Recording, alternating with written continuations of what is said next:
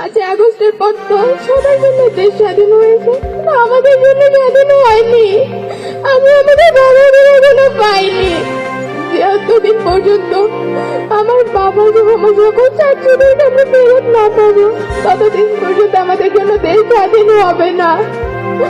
আমরা এই স্বাধীন দেশে হাঁটতে পারবো না, ততদিন দেশ পর্যন্ত বলবো না আমরা স্বাধীন।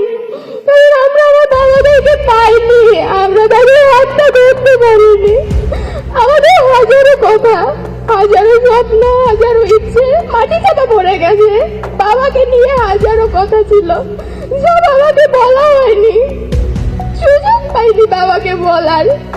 বাবাকে যখন এই কথাগুলো বলবো, বাবা তো তখন থেকেই নাই, কাজে বলবো কথাগুলো। বাবা নামক বটগাছের ছায়াটা আমাদের মাথার উপর নাই। আমি আশা করব তারেক রহমান এই সেই বটগাছের ছায়াটা হয়ে আমাদের পাশে থাকবে।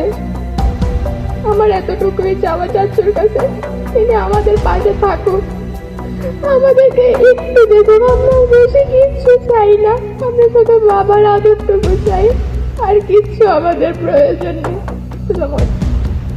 সিলভার টিপ কন্ট্যাক্টে তৈরি নিরাপদ ও নান্দনিক ক্লিক সুইচ নির্ভরতা জীবন জুড়ে।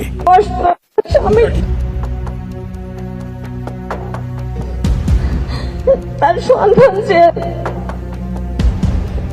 খুঁজে বেড়ানো, তার এক সন্তান শুধু বাবার জন্য যে হাহাকার, এই হাহাকার গুলো আমরা কাউকে বলে বোঝাতে পারি না। আমার স্বামীকে 2013 সালের 28শে নভেম্বর ঢাকা কেন্দ্রীয় কারাগারের সামনে থেকে গুম করা হয়, যেখানে খুব বড় করে লেখা ছিল, রাখবো নিরাপদ, দেখাবো আলোর পথ। সেই আলো আমাদের জীবনে আর আসেনি, সেই আলো আমাদের জীবনে অন্ধকার হয়ে আসছে আমার সন্তানের জন্য। আমরা এখন শুধু চাই আমার স্বামীর সন্ধান দিক, এবং এই বিচারটা যেন করা হয়।